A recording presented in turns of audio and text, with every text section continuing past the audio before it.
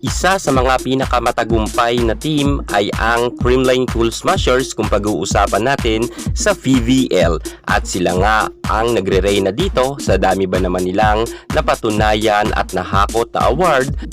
Bilang na bilang lang natin ang team na nakakatalo sa Creamline. Paano ba naman mga ka-sports, halos karamihan ng mga players dito ay masasabi natin na superstar. Sila nga ang mga nagre-reyna rin noon or mga star player pagdating sa UAAP, at ang pagpasok nga nila dito sa pro ay nag-ipon-ipon nga sila dito.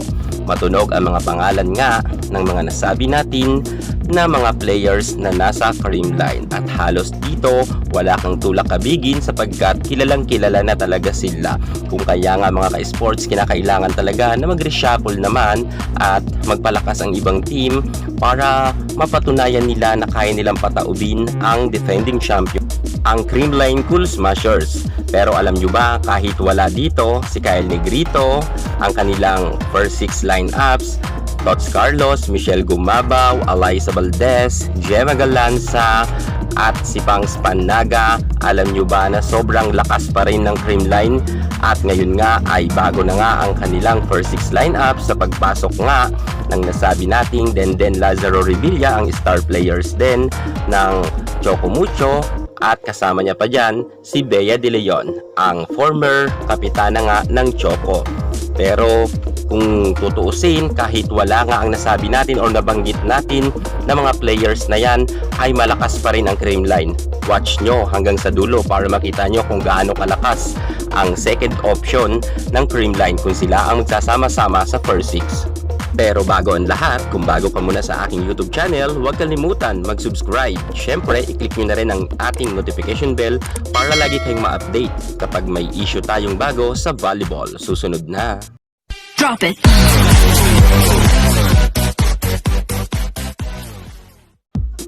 Atin nang sisilipin mga ka-sports ang first 6 lineup second option ng Creamline Cool Smashers kung sakasakali na ito ang kanila pa rin na mga first lineup na sasabak sa PVL ang kanilang bench. Sobrang lakas talaga mga ka-sports, at masasabi natin na parang hindi sila bench.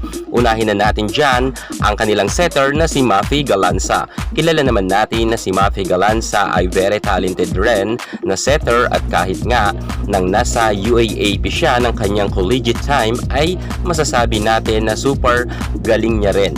At nang nasa pro na nga siya dito sa Creamline ay medyo madalas nga siyang ipinapalit rin noon kay Kyle Negrito para nga mahasa ito ng husto. Pero kapansin-pansin na may talent talaga si Galanza at hindi rin magpapahuli.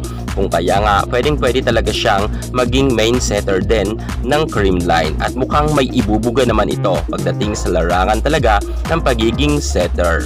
Ang ating Mafi Galanza ay kapatid nga ng superstar na si Gemma Galanza. Dumako naman tayo sa kanilang second option rin sa pagiging libero kung sakasakaling siya ang first 6, sapagkat may napatunayan naman siya noon pa. Walang iba kundi si Ella De Jesus. Ang libero nga na si Ella ay second option lamang sapagkat ang tunay na nasa first 6 ay si Kayla Atienza. Pero kung sakasakali na si Ella De Jesus ay very effective pa rin ito. Tapos si Mafi Galanza ang kanyang setter. Maganda to mga ka-sports sapagkat maganda naman mag-receive si Ella De Jesus, at makakaset naman ng maayos si Mafi Galanza. Dumako naman tayo sa kanilang outside hitter. Walang iba kundi ang napakagaling rin at veterana na rin natin may ituturing na si Rosemary Vargas. Noon pa man ay talagang namimiss na natin si Rosemary Vargas sapagkat ang kanyang mga powerful attack ay bibihira na nga natin makita sapagkat nabababad nga siya sa bangko. Pero alam nyo mga ka-sports, ng panahon ni Rose Vargas ng UAAP ay nakamit niya ang kanyang best scorer na award, at masasabi talaga natin na mayroon pang ibubuga si Rosemary Vargas. At kahit nga ngayon sa pro, siya talaga ang original noon na first 6 lineup pagdating nga sa Creamline. Pero nang marami na nga pumasok na mga superstar din ay nababad na ng gusto sa bangko si Rosemary Vargas. Pero kung sakasakali nabibigyan siya ng pagkakataon na maging first 6 siya, ito sa lineups natin na ito, sure tayo na malakas pa rin ito. At syempre ang kanyang makakadiagonal Walang iba kundi ang former superstar din ng FEU, kaparehas ni Rosemary Vargas. Walang iba kundi si Bernadette Fons. Si Fons ay minsan lang nga rin ipasok kapag medyo hindi maganda ang timpla ng mga first 6 lineups.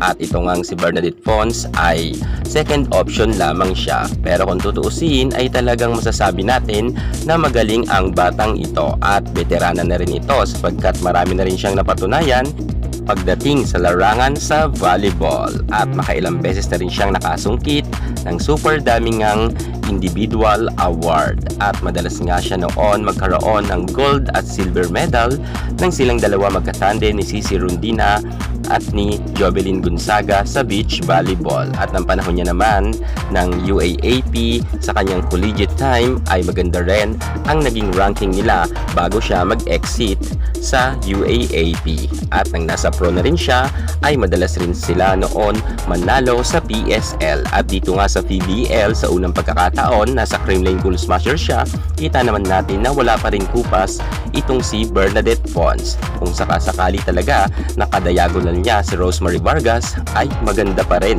ang magiging timpla ng nasabi nating Creamline Cool Smasher sapagkat magaling si Rosemary Vargas at si Bernadette Fons. Dumako pa tayo sa kanilang mga middle blocker. Ang tandem naman ni Lori Lynn Bernardo at ni Pau Soriano. Matagal-tagal na nga rin nakababad sa bangko itong si Bernardo at itong si Pau Soriano. What if kung sila naman ang gamitin sa loob ng court para mapabilang nga sa first 6 lineups? Magiging balance rin naman ito sapagkat isang veterana at isang baguhan.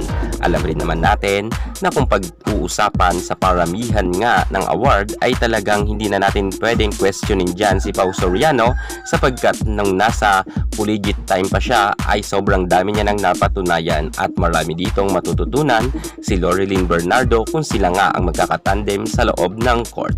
Sana talaga mangyari ito na magkasama nga ang mga bench player at sila naman ang paglaruin para isama nga sa first 6 lineups. Dumako naman tayo ngayon sa kanilang opposite hitter. Walang iba kundi si Risa Mandapat.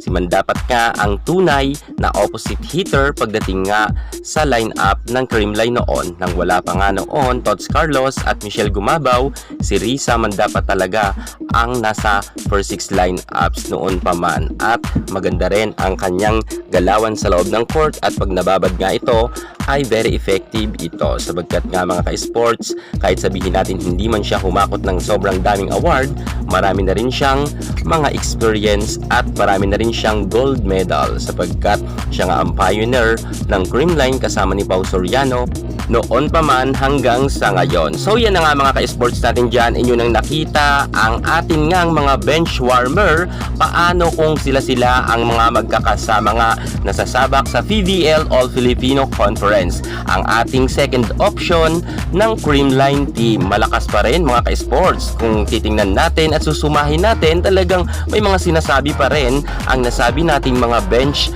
player nga ng Creamline at kayang-kaya pa rin ito makipagsabayan sa mga malalakas na team. Sa tingin nyo, mag-champion pa rin ba sila kung sila ang magkakasama na first 6 lineups ng Creamline? Kung sa tingin nyo ay kayang-kaya pa mag-champion, comment naman kayo sa baba. Yan muna ang pinaka-latest natin sa mundo ng volleyball. Thank you so much. God bless.